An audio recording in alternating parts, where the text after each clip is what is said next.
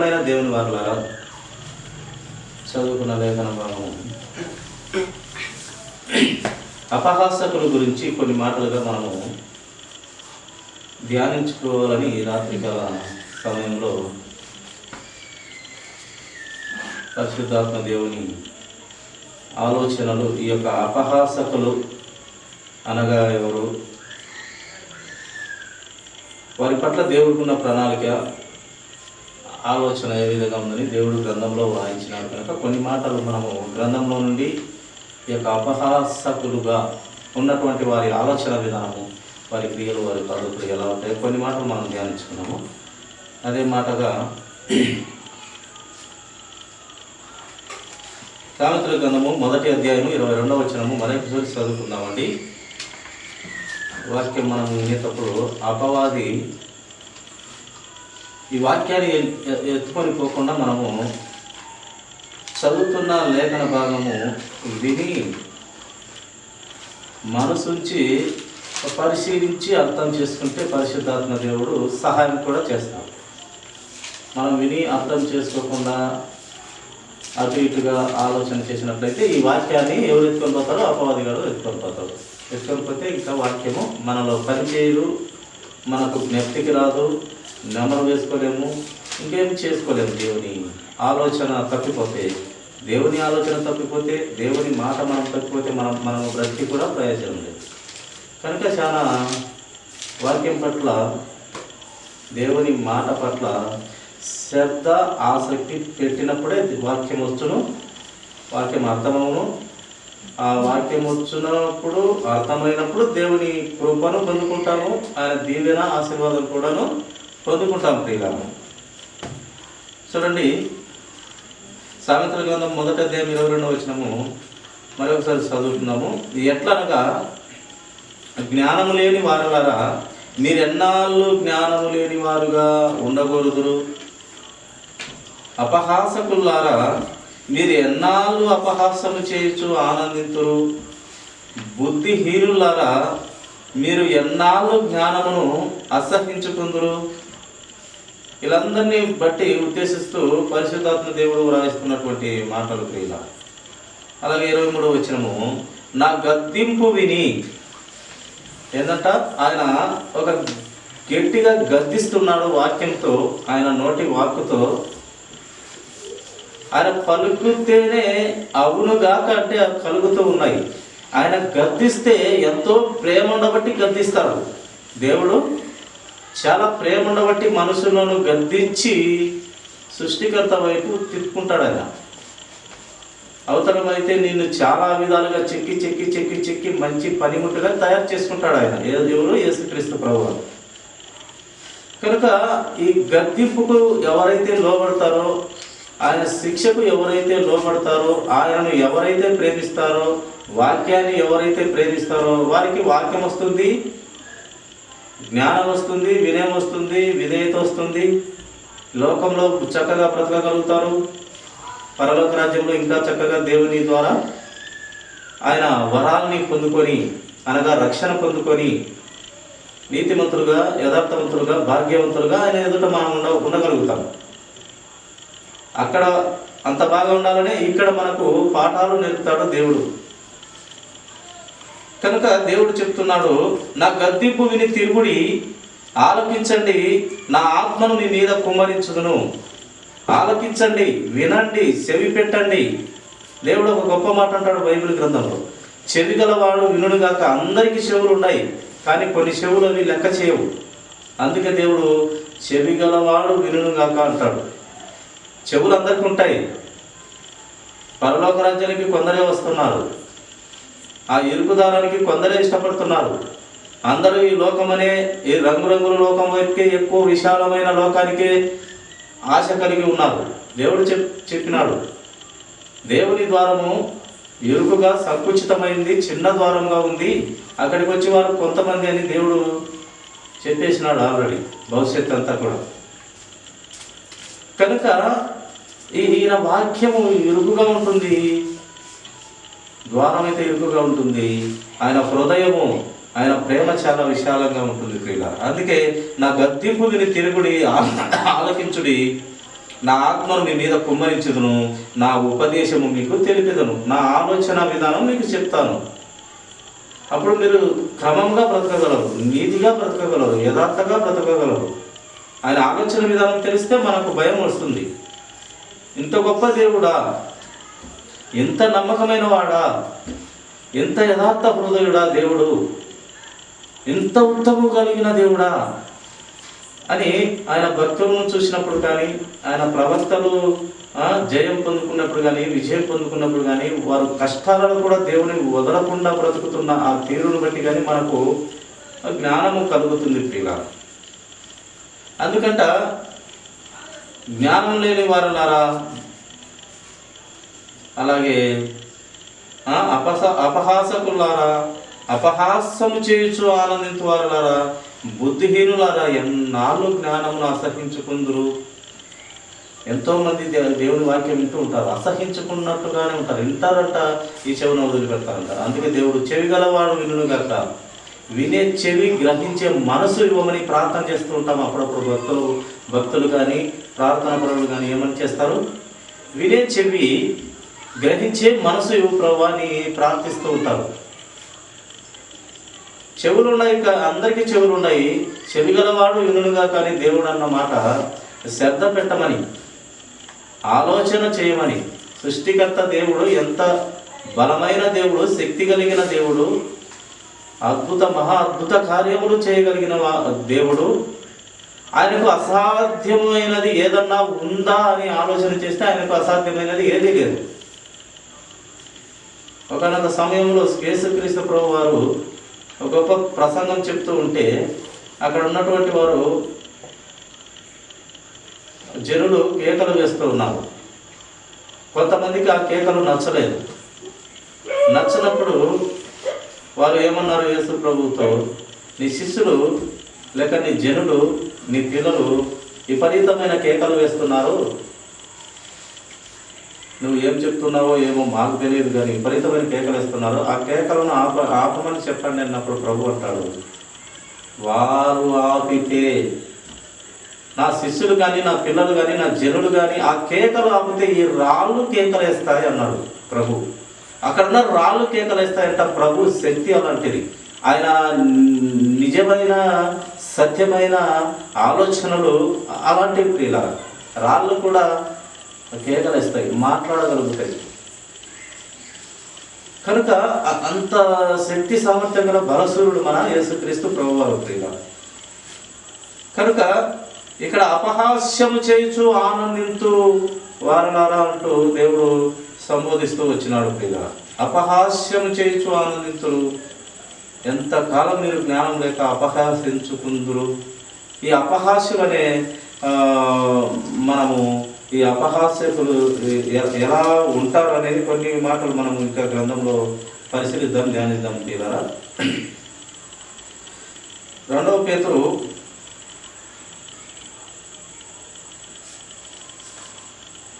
2వ రాసిన 2వ పత్రిక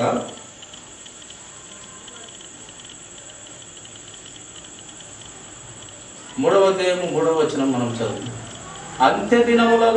అంత్యదినములలో అపహాసకులు అపహసించుచు వచ్చి తమ స్వకీయ దురాశల చొప్పున నడుచుకొనుచు.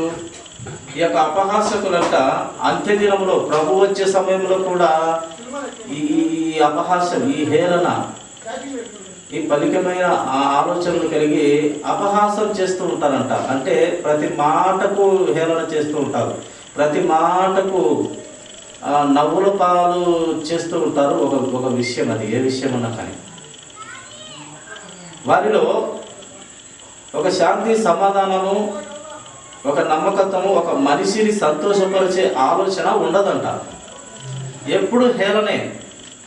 కొంతమంది నవ్వించడానికైనా హేళన చేస్తుంటారు, కానీ సరదాగా ఉండడానికి కొన్ని మాటలు పలకొచ్చు కానీ తప్పు లేదు. కానీ బ్రతుకంతా సరదాగా కోసము నవ్వులు పాలవద్దు, హేళన పాలవద్దు, అపహాసకులు అవ్వకూడదు.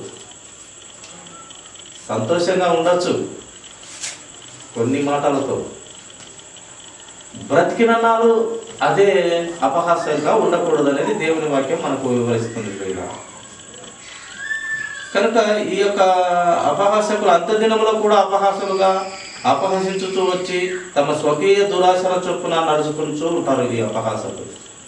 ఇదిగో ప్రభు వస్తున్నాడన్నా కూడా ఎగతాళి చేసి మాట్లాడుతూ ఉంటారంట ఈ అపహాసకులు. ఆ కాలంలో లోతు కాలంలో లేక నోవహు కాలంలో పాపం జాతి అయిపోయింది, ఇదో ప్రభు వస్తాడంట, ఇదో ఒక నోవ తయారు చేస్తున్నాడని చెప్పినప్పుడు వచ్చినారు. ఎవడు ఆ మాట మీద శ్రద్ధ పెట్టిన లేడు, వినినటువంటి వాడు లేడు. ఆ కుటుంబం ఒకటే అంత పెద్ద లోకానికి ఆ కుటుంబం ఒకటే కాపాడబడింది.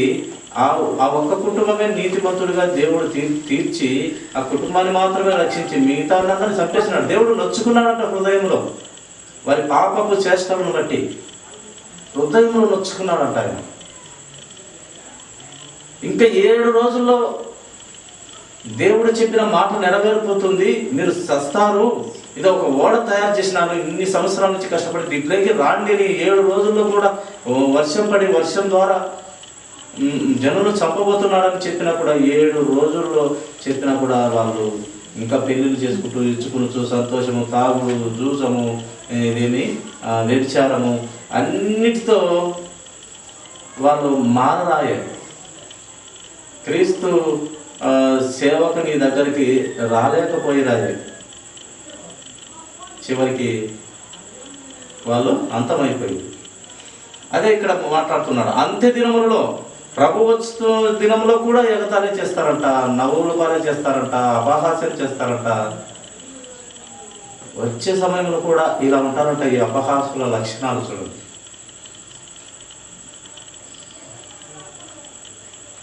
చూడండి, సామెతల గ్రంథము 1వ అధ్యాయము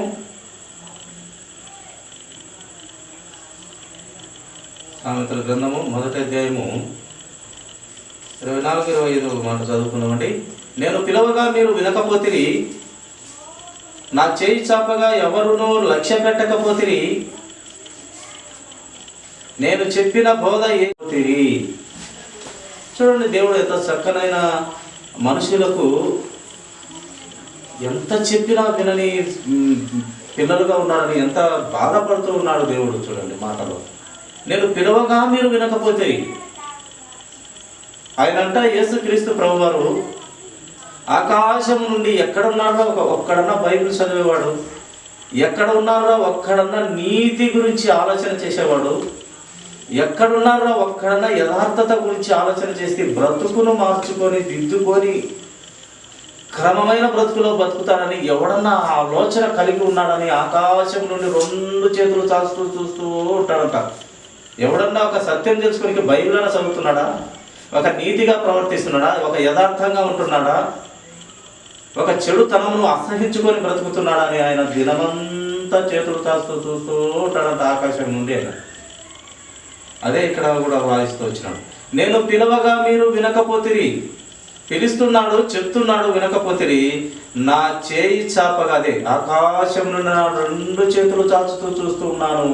ఎవడైనా ఒక మంచి ఆలోచనలో లేక ఒక దేవుని తెలుసుకోవాలనే ఆలోచనలో ఉన్నారేమని చూస్తూ ఉన్నాను. దినమంతా 2 చేతులు చాపి ఎవరు కనపడట్లేదు. చేయి చాపగా ఎవరును లక్ష్య పెట్టకపోతిరి. ఆలోచనే చేయలేదట, అసలు ఆ గ్రహింపులోనికి రానివ్వట్లేదట దేవుణ్ణి. నేను చెప్పిన బోధ ఏమీ మీరు వినక త్రోసివేసిరి. ఆయన బోధ చెప్తున్నాడు, ఆయన ప్రవక్తల ద్వారా, మహాభక్తుల ద్వారా, ఒక గొప్ప సాక్షి సమూహం ద్వారా జ్ఞానము తెలియపరుస్తున్నాడు ఆయన పిల్లలకు, ఆయన బిడ్డలకు, ఆయన కుమార్తెలకు, కుమారులకు. ఎవరు ఆ గ్రహింపులోకి వస్తున్నారు? నేను చెప్పిన బోధ ఏమీ మీరు వినక త్రోసివేసిరి. నేను గద్దిస్తే, నేను గట్టిగా అరిసి గద్దించబోతే ఏమవుతున్నారంట? లోబడకపోతిరి. ఒక తండ్రి, ఒక తల్లి తన కుమారుని, కుమార్తెను గద్దిస్తుంది. ఎప్పుడు గద్దిస్తుంది? చేయి దారి తప్పిపోయేటప్పుడు, ఒక అల్లరి పని కనిపించినప్పుడు, ఒక చేయకూడని పని చేస్తున్నప్పుడు, అనకూడని మాట అన్నప్పుడు గద్దిస్తుంది. తల్లి గద్దిస్తుంది, తండ్రి గద్దిస్తాడు. ఆ గద్దించాలి కూడా. అయ్యో నా కుమార్తెలే, అయ్యో నా కుమారుడిలే, అయ్యో నేను బెత్తం పడబుద్దులే, అయ్యో నేను కొట్టకూడదులని కాదు. బైబిల్ గ్రంథము వాంఛించమనే చెప్తుంది. కట్టె తీసుకొని బాగా కొట్టమనే చెప్పింది గ్రంథం. కొట్టని తండ్రి శిక్షించని కొడుకు పనికి మాననోడు అవుతాడంట. ఏమవుతాడంట నాయన? తండ్రి శిక్షింపని కొడుకు ఎందుకు పనికి రాకుండా పోతాడంటాడు. అలాగే మన పరమ తండ్రి కూడా ప్రతి విషయంలో మనం గద్దిస్తూ క్రమంలో పెట్టడానికి ఆయన ఆలోచన అయితే చేస్తూ ఉన్నాడంట. కానీ ఒక్కడు కూడా ఆయన బోధ వినట్లేదంట. ఆయన చేయి చాపినా లక్ష్య పెట్టడం లేదంట. ఆయన పిలుస్తుంటే వినకపోయిన జనంగా ఉంటున్నారు. త్రోసి వేసి గద్దింపు అరిసిగా చెప్పినా కూడా వాళ్ళు ఏమైనారంట, లోబడకపోతూ ఉన్నారు. అందును బట్టి దేవుడు ఆ కింది మాటలో కూడా అంటున్నాడు, ఇన్ని పనులు చేసినప్పుడు ఎప్పుడన్నా మీకు పొరపాటున అపాయం కలిగినప్పుడంట 26వ వచనంలో, సామెతలు 1:26లో చెప్తున్నాడు, కాబట్టి ఇన్ని కాబట్టి మీరు మీకు అపాయము కలుగునప్పుడు నేను నవ్వేదను. దేవుడంట అపాయం కలిగితే తండ్రి దేవుడా అయ్యో కుయ్యో మొర్రో, ఇప్పుడే కనిపించిందమ్మా, అప్పుడే పోయిందమ్మా, బాధ వచ్చి చెప్పుకుంటాం కదన్నా, కుయ్యో మొర్రని ఒక 10 ఇళ్ళలో చెప్పుకొని ఆ బాధ పోగొట్టుకుంటూ ఉంటాం. ఎప్పుడైతే చెప్పకుండా వినకుండా తిరిగిన వాని పరిస్థితి దేవుని ఆలోచనలో ఏముందంట, మీకు అపాయం కలుగునప్పుడు నేను నవ్వేదను, మీకు భయం వచ్చినప్పుడు నేను అపహాస్యం చేసేదను. అప్పుడు నేను ఆ అపహాస్యంగా చూస్తుంటాను. ఇంకా చూస్తాం ఇది కథ. ఇబ్బందులు ఇరుకులు బాధలు వచ్చినప్పుడంట ఇంకా ఆయన నవ్వుతుంటాడంట, అపహాస్యంగా చూస్తూ ఉంటాడంట జనాన్ని. ఎవరి పట్ల ఎలా ఉంటాడు? అపహాస్యుల పట్ల, గర్విష్ఠుల పట్ల. ఇలాంటి ఆలోచన దేవునిలో మనము చూస్తూ ఉన్నాం ప్రియుల. చూడండి, అదే సామెతల గ్రంథం 13వ అధ్యాయము 1వ వచనం చదువుకుందాము.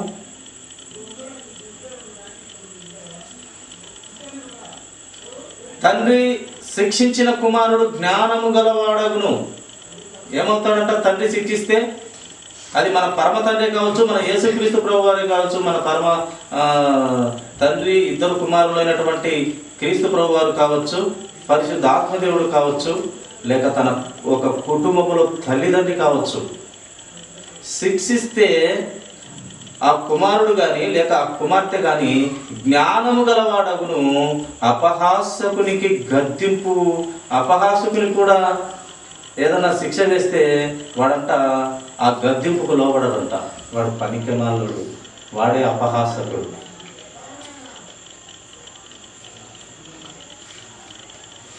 వానికి మరో పేరు కూడా ఉంది ప్రియుల.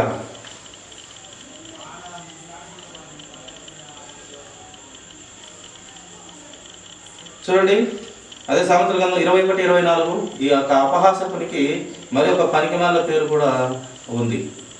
సామెతల గ్రంథము 21వ అధ్యాయము 24వ వచనం.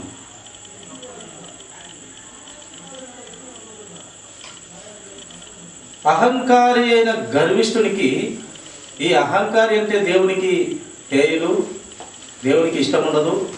అలాగే ఈ గర్విష్ఠుడు అంటే దేవునికి హేయులు, దేవునికి ఇష్టం ఉండదు. ఈ అహంకారి అయిన గర్విష్ఠునికి అపహాసకుడని పేరు. అట్టి వాడు అమిత గర్వముతో ప్రవర్తించును. అమిత గర్వం అంట వానికి. అందుకే ఈ గర్వం ఉంటుంది. ఒక్కొక్కరికి డబ్బు దగ్గర గర్వం ఉంటుంది, ఒక్కొక్కరికి ఆస్తిపాస్తులు పట్ల గర్వపడుతుంటారు, ఒక్కొక్కడు ఉద్యోగం ఉందని గర్వపడుతుంటారు, ఒక్కొక్కడు ఇంకా ఏదేదో నా దగ్గర ఉంది అని గర్వపడుతుంటారు. ఈ గర్వపడే వాళ్ళంటే ఆ దేవునికి హేయులు, అయిష్టులు అంట ప్రియుల. అహంకారి అయిన గర్విష్ఠునికి అపహాసకుడని పేరు వానికి. ఈ గర్విష్ఠుడికి ఈ యొక్క అహంకారికి వాని పేరంట అపహాసకుడు. ఈ రెండు వాళ్ళలో ఉంటాయి. గర్వం ఉంటుందంట, అలాగే అహంకారి. గర్వము అహంకారము రెండు ఒకే కోవకు చెందిన రెండు రకాలుగా వ్రాయిస్తూ వచ్చినాడు దేవుడు. ఈ రెండు కలిసి వారి పేరు ఎవరంటే వాడు అపహాసకుడు. అట్టి వాడట ఆ పనికిమాలోడు ఇంకా ఎలా ఉంటాడంట, ఆ మిత గర్వంతో ప్రవర్తిస్తూ ఉంటాడంట. వాడు ప్రతి దానికి గర్వపడుతూ ఉంటాడు, ఎగిరెగిరి పడుతూ ఉంటాడు. ఏమి లేని ఇస్తారే ఎగిరెగిరి పడుతుంది, అన్నీ ఉన్నా ఇస్తారే అలా ఉండిపోతుంది. ఏమి లేకున్నా ఈ యొక్క బిత్తిరి మాటలతో చాలా ఎగిరెగిరి పడుతుంటారు. ఏమున్నదో చూస్తే గాలికి ఎగిరిపోయి ఇస్తరలాగా ఉంటుంది అంతే. కనుక ఈయనకి అహంకారి అనే ముద్ర ఉంది, గర్విష్ఠుడు అనే ముద్ర ఉంది. ఈ యొక్క అపహాసకునికి ఈయనకి ఈ రెండు పేర్లు కూడా యాడ్ అవుతున్నాయి. సామెతల గ్రంథము 13వ అధ్యాయం మొదటి వచనం చూడండి.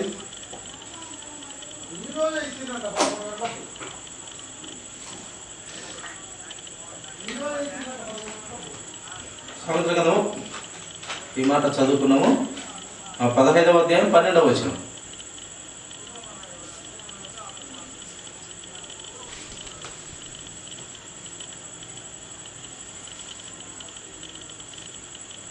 అపహాసకుడు తన్ను గద్దించు వారిని ప్రేమించడు. వాడు జ్ఞానుల యొద్దకు అసలు రాడు, జ్ఞాని అయిన దేవుని యొద్దకు అసలు రాడంట ఈ పనికిమాలినోడు, ఈ అపహాసకుడు.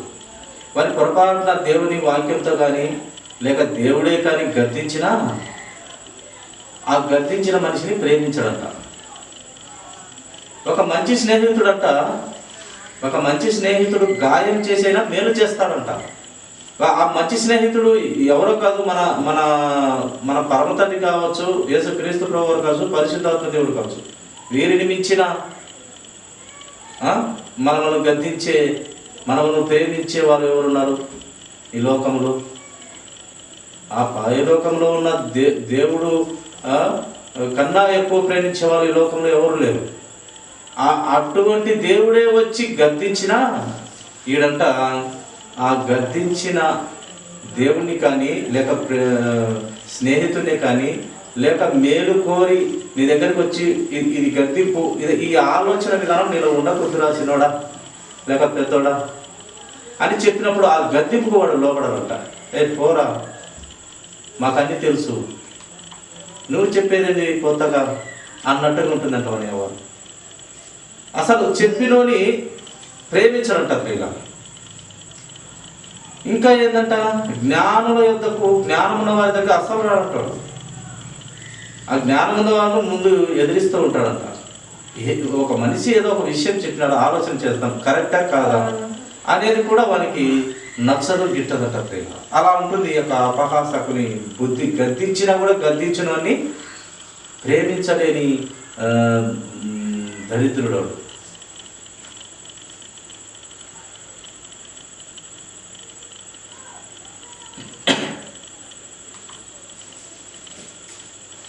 చూడండి, రాజులు 2వ గ్రంథము, రాజులు 2వ గ్రంథము 2వ అధ్యాయం 23-24 చూస్తామండి. 2వ అధ్యాయము, రాజు 2వ గ్రంథము 2వ అధ్యాయము 23-24 మాట చదువు. అక్కడ నుండి అతడు బేతేలునకు వెళ్ళెను. అతడు త్రోవను పోవచ్చుండగా బాలురు పట్టణంలో నుండి వచ్చి బోడివాడ ఎక్కిపోమ్మని అతని అపహాస్యం చేయగా, ఇక్కడ అపహాస్యం చేస్తూ ఉన్నాడు ఈ యొక్క ప్రవక్తని. ఆ ఎలీషా అనే ప్రవక్తని ఇద్దరు పిల్లవాళ్ళు అపహాస్యం చేస్తున్నారు. బోడివాడ ఎక్కిపో అని అపహాస్యం చేస్తుంటే ఈ యొక్క అపహాస్యం చేసిన పిల్లల మీద ఆయన కోపపడి శపించినాడు. అతడు వెనుకకు తిరిగి వారిని చూచి యెహోవా నామమును బట్టి వారిని శపించెను. అప్పుడు 2 ఆడు ఎలుగుబంట్లు అడవిలో నుండి వచ్చి వారిలో 42 బాలులను చీల్చి వేసినారు. ఈ అపహాసులు ఇద్దరే ఆడ ఎగతాళి చేసినారు ఈ యొక్క ప్రవక్తని. ఎగతాళి ఎంతమంది ఆయన శపించి ఏ నామంలో శపించినాడు? యెహోవా నామమును బట్టి శపించినాడంట. అంటే ఈ అపహాసకులు మంచివారు కాదు. ఎప్పుడు హేళన, ఒకరు బాధపడుతుంటే వీళ్ళు హేళనగా నవ్వుతూ అపహసిస్తూ ఉంటారన్నమాట. అది వీళ్ళ పరిస్థితి ఏంటి అంటే, ఒకడు బాధపడుతుంటే, నొచ్చుకొని బాధపడుతుంటే వీడు హేళన మాటలతో నవ్వుతూ ఉంటాడు వీడు అన్నమాట. అలాంటి వాడు ఈ యొక్క అపహాసకుడు అంటే. ఈ వీటితో పాటు ఇంకా అక్కడ 42 బాలురు ఉన్నారు. ఇద్దరు మటుకు ప్రవక్తను బోడివాడని ఎగతాళి చేసినారు. ఆయన కోపించినాడు, యెహోవాను బట్టి శపించినాడు. 2 ఆడు ఎలుగుబంట్లు వచ్చి 42 మందిని చీల్చివేసిందంట. నిజంగా నీతిమంతుల ప్రార్థన బహుబలము కలది అనే మాటకి, ఒక నీతిమంతుడైన ప్రవక్త మాట కూడా బహుబలం కలది, శక్తి కలది. శపించిన తక్షణమే 2 ఆడ ఎలుగుబంట్లు వచ్చి 42 మందిని చంపేసిందంటే ఎంత ప్రవక్త అయినా. కనుక ఈ అపహాస్యము అనేది చేయరాదు. ఈ ఎలీషా సామాన్యమైన ప్రవక్త కాదు. ఏలియా గొప్ప ప్రవక్త, ఏలియా శిష్యుడే ఎలీషా. ఏలియా 14 అద్భుతములు చేస్తే ఈయన నేను డబల్ చేయాలి గురువా, నువ్వు 14 చేస్తే నేను 28 అద్భుతాలు చేయాలని 28 అద్భుతాలు చేసినట్టుగా మనం గ్రంథంలో చూస్తాం. డబల్ పోర్షన్ ఆయన అద్భుతాలు చేసినట్టుగా మనం చూస్తాం. ఆయన 14 చేస్తే ఈయన ఎన్ని చేస్తే అన్నిటికీ డబల్గా చేసినట్టుగా మనము గ్రంథంలో చూస్తాం. అంటే ప్రవక్తలు అంత గొప్పవారు. ప్రవక్తలను, ఒక పెద్దలను నల్లగా ఉంది, పొట్టిగా ఉంది, ఎలాగన్నా ఉంది, ప్రవక్తను నీతిమంతుని ఎగతాళి చేస్తే వారు శపిస్తే ప్రాబ్లం అవుతుంది. అందుకే పిల్లలను క్రమంలో పెంచాలనేది. అల్లరి చేసినప్పుడు బెత్తం వాడాల్సిందే, వాడడం మామూలుగా వాడకూడదు. ఇంకా నేను నా పని అనాలా, పెద్ద అయ్యేంతవరకు గుర్తుండాలా. నాకు కూడా అల్లరి చేస్తే బట్టలు లేకుండా బట్ట పెట్టి కొట్టిండ్రు, ఇప్పటికి గుర్తుంది. అలా ఉంటుంది ప్రియులారా. తప్పు చేసినప్పుడు శిక్షించాలి, పిల్లల్ని ముద్దు పెట్టుకోకూడదు, గొప్ప చెప్పుకోకూడదు. అది మనం నేర్పాల్సింది అదే.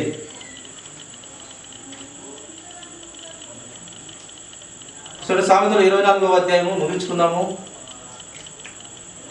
24వ అధ్యాయం 9వ వచనము. త్వరగా ముగించుకుందామండి. 24:9. మూర్ఖుని యోచన పాపము, అపహాసకులు నరులకు హేయులు.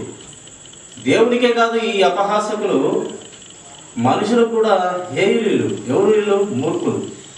మళ్ళీ ఇక్కడ వీళ్ళకు ఒక పేరు, మళ్ళీ మూర్ఖులు. వీళ్ళు ఎంత చెప్పినా విని సావరు. ఒక ఏట్లోకి పోయి ఇసుక తెచ్చి గట్టిగా పిండితే కొంచెం ఆ రసమో నూనె ఏదైనా కాస్తుందంట. కానీ వీళ్ళను ఎంత పిండినా, ఎంత గద్దించినా, ఏమి చెప్పినా ఈ మూర్ఖపులో నుంచి, ఈ మూఢతలో నుంచి బయటికే రాలేదంట. లోక సామెత ఇది. ఏటి నుండి ఇసుక తెచ్చి పిండినా కూడా ఏదో కొంచెం రసమైన సంపాదించవచ్చు, కానీ ఈ మూర్ఖుని మటుకు మార్చాలంటే చాలా కష్టం రా నాయన అని ఒక గొప్ప విద్వాంసుడు చెప్పినాడు లోక సామెతగా. నిజం అది. కనుక ఈ మూర్ఖుల యోచనంట పాపము, వారి ఆలోచనే పాపమంట. అపహాసకులు, ఈ మూర్ఖులైనటువంటి అపహాసకులు నరులకు కూడా ఏమిలే, దేవునికే కాదు నరులకు కూడా ఏమిలే. ఇక్కడ ప్రవక్త అయిన ఎలీషా దగ్గర చేసిన పనికిమాలులు ఆయన మెచ్చుకొని శాపం పెట్టినాడా?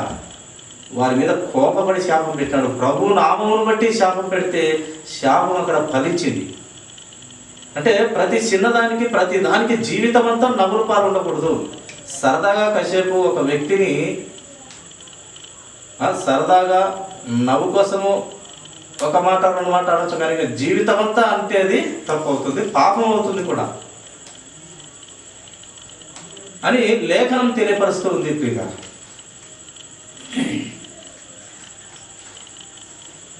అదే సామెతల గ్రంథము 14వ అధ్యాయము.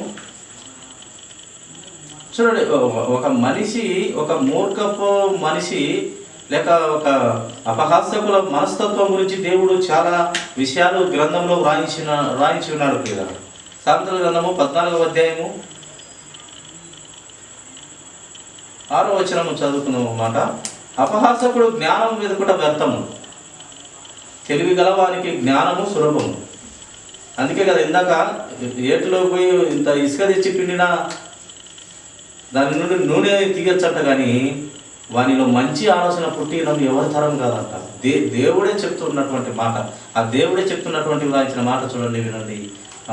సామెతలు 14:6లో అపహాసకుడు జ్ఞానము వెతుకుట వ్యర్థము. వాడు జ్ఞానము వెతకాలని వచ్చినా కూడా వ్యర్థం అంటది. వాడు ముందుగానే మూర్ఖుడు, పనికిమాలినోడు. జ్ఞానం వెతుకనేకి ప్రభు దగ్గరికి వచ్చినా లేక ఒక నీతిమంతుని దగ్గరికి వచ్చినా వాడి పుర్రెలో ఉండేది పాపపు స్వభావం అలానే ఉంటుంది. వానికి జ్ఞానం రాదు. అయితే తెలివి గల వానికి జ్ఞానము సులువు. ఈయనకి నీతిమంతునికైతే సులువే, కానీ ఈ అపహాసకుని మటుకు జ్ఞానం వెతకనీకి వచ్చినా కూడా వానికి వ్యర్థము అని గ్రంథం రాయిస్తూ వచ్చినాడు దేవుడు. ఇలా ఇంత కోపపడి దేవుడు ఈ అపహాసుల పట్ల రాయించినాడు. సో టైం లేదు కనుక ఇంకా చాలా వచనాలు ఉన్నాయి. చివరిగా యేసుక్రీస్తు వారి పట్ల చేసిన హేళన, అపహాసన కొన్ని 2 మాటలు చూసుకొని ముగించుకుందాము. మార్కు సువార్త 15వ అధ్యాయం 31వ వచనము. మార్కు సువార్త 15వ అధ్యాయము 31వ వచనం. సమయం అయిపోయింది కనుక. అట్లు శాస్త్రులను ప్రధాన యాజకులను అపహాస్యము చేయొచ్చు వీడు ఇతరులను రక్షించెను, తన్ను తాను రక్షించుకొనలేడు. ఇక అక్కడ ఉన్నటువంటి శాస్త్రులు లేక పరిసయ్యులు, సద్దుకయ్యులు, ప్రధాన యాజకులు అపహాసం చేస్తున్నారు యేసుక్రీస్తు ప్రభు వారిని సిలువ వేసి. ఈ అపహాస్యంలో వారి హృదయంలో ఏముంటుందంట? మూర్ఖత ఉంటుంది. ప్రభు మన కోసం మరణమై అక్కడ ఆ పరిశుద్ధ రక్తం కాలుస్తూ ఉంటే వీళ్ళేం చేస్తున్నాడు? వీడు అంటూ సంబోధిస్తూ సృష్టికర్తను ఏమంటున్నారు? వీడు అందరినీ రక్షిస్తాడు, కానీ తనను తన ముందు రక్షించుకోమని అంటున్నారు. అపహాస్యం చేస్తున్నారు. అపహాస్యముల పట్ల దేవుడు చాలా ఉగ్రత చూపించే మాటలు గ్రంథంలో రాయిస్తూ వచ్చినాడు. పిల్ల వీడు ఇతరులను రక్షించను, తన్ను తాను రక్షించుకొనలేడు. ఆయన తన్ను తాను రక్షించుకొనలేడా? లోకంలో పుట్టిన ప్రతి మనిషిని రక్షించుకోనికి ఆయన తాపత్రపడుతుంటే కలవరి సిలువలో ఆయన ఒక్కనే ఆయన రక్షించుకోలేడా? ఒక్క మాట తండ్రికి మొరపెడితే 12 వ్యూహ సేనాధిపతులు వచ్చి ఆయనను కాపాడగలిగిన సామర్థ్యం కలిగిన దేవుడు ఆయన.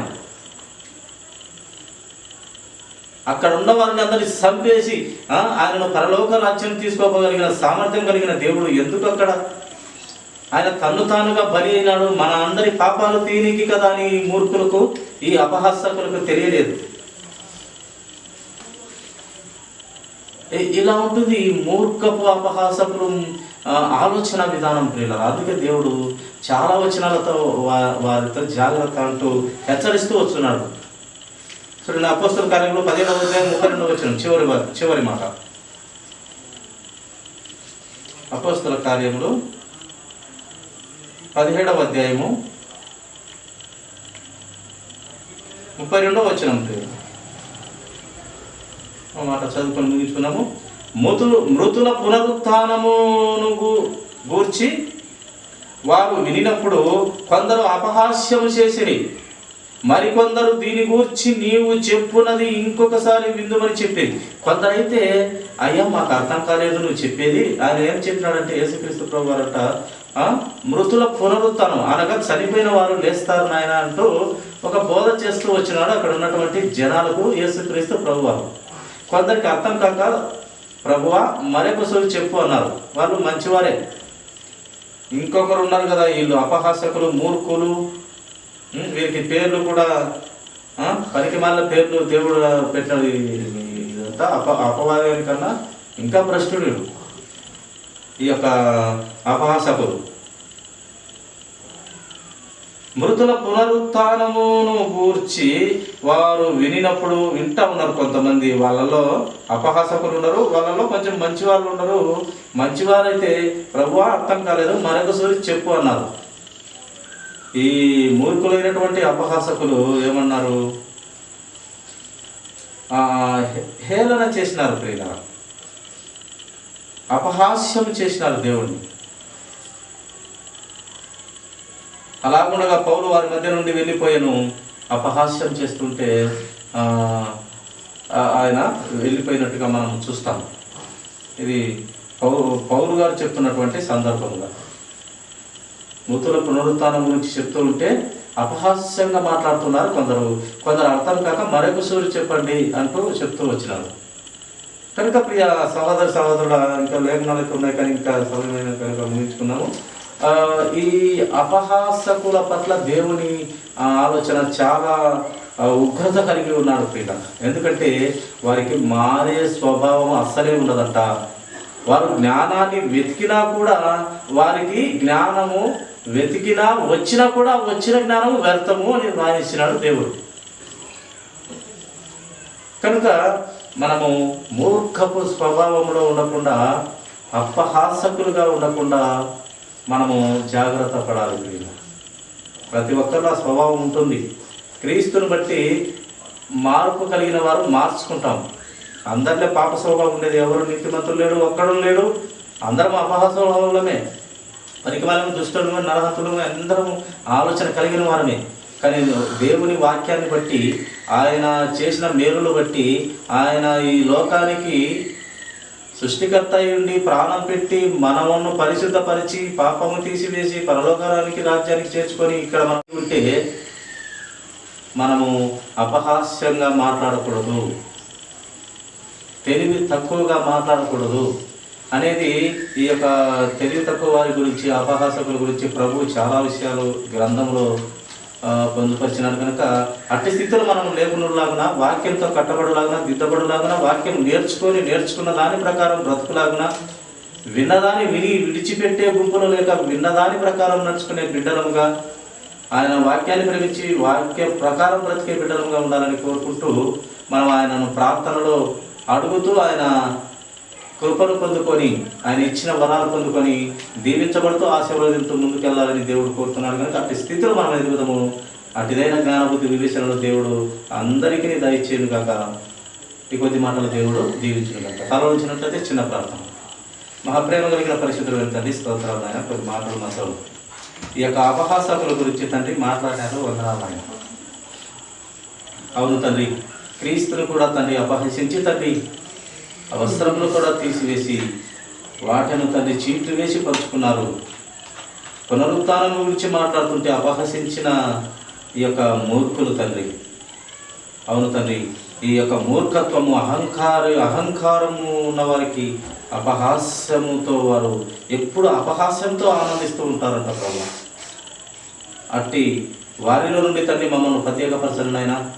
అట్టి ఆలోచన విధానంలో మమ్మల్ని బయటని నీ వాక్యం ద్వారా, నీ సత్యమైన వాక్యం ద్వారానే, నీ న్యాయము, నీ నీతి, నీ యథార్థత ద్వారానే మమ్మల్ని బయట వేసి తండ్రి మా పాపపు స్వభావాన్ని తీసివేసి నీతి నిజాయితీగా బ్రతుకుటకు సృష్టికర్త అయిన ఆలోచన విధానం నీ మాదిరిలో, నీ భక్తుల జీవితాలలో, నీ ప్రవక్తల జీవితాలలో బ్రతుకులాగా జ్ఞానము, బుద్ధి, వివేచన తండ్రి దయచేయండి నాయన.